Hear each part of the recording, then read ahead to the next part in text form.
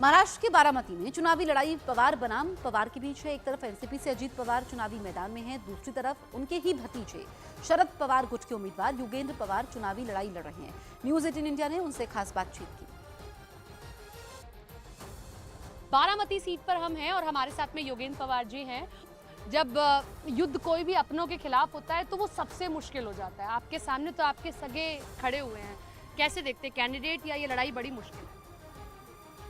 नहीं, वो मतलब कुटुंब या परिवार के मेंबर है, इसलिए वो थोड़ा मुश्किल है, इमोशनल है, थोड़ा भावनिक है।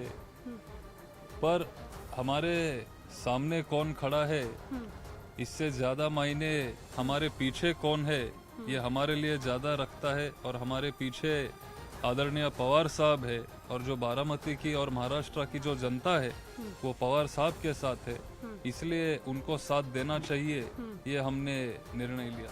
सामने भी तो पवार ही हैं, अगर पीछे भी तो पवार खड़े हैं तो, और उन पवार के साथ तो कभी साथ बैठ के दिवाली मनाते थे। ये पहली मर्तबा है आप लोगों ने अलग अलग दिवाली मनाई है, इस तरीके से चीज़ें हुई।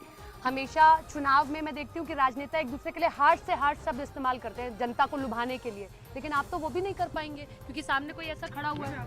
नहीं, क्या है, कर पाएंगे नहीं कर पाएंगे ये सवाल, ये हमारा प्रश्न नहीं है, क्योंकि पवार साहब ने कभी भी उनके जिंदगी में ऐसा राजनीति किया नहीं। एक बात बताइए, अभी तक के चुनावों में बारामती से जब अजीत पवार खड़े हुए सामने वाले की जमानत तक जब्त हो गई, अब तो आप सामने खड़े हैं, ये मुश्किल बैटल है या नहीं? डर नहीं लग रहा कि कहीं ऐसा मेरे साथ ना हो जाए? हालांकि आप तो एक अलग ही बैटल भी लड़ रहे हैं। जी बिल्कुल ही डर नहीं लगता है, क्योंकि उस वक्त जब अजीत दादा वहाँ खड़े थे उनके पास पवार साहब का आशीर्वाद था, और ये जो उनको उसी वक्त जो वोट्स मिले वो पवार साहब उनके साथ थे, इसीलिए उनको उतना मतदान मिला, उतना वोटिंग उनका हुआ।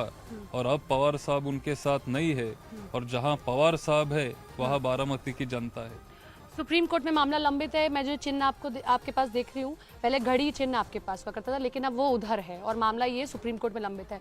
इसका असर पड़ता है कि जो ओरिजिनल वाला चिन्ह है वो तो उधर चला गया, जब बटन दबाने मतदाता जाता है तो उसके दिमाग, क्योंकि हर मतदाता को नहीं पता कि सामने कौन खड़ा है, वो तो चिन्ह भी देख लेता है।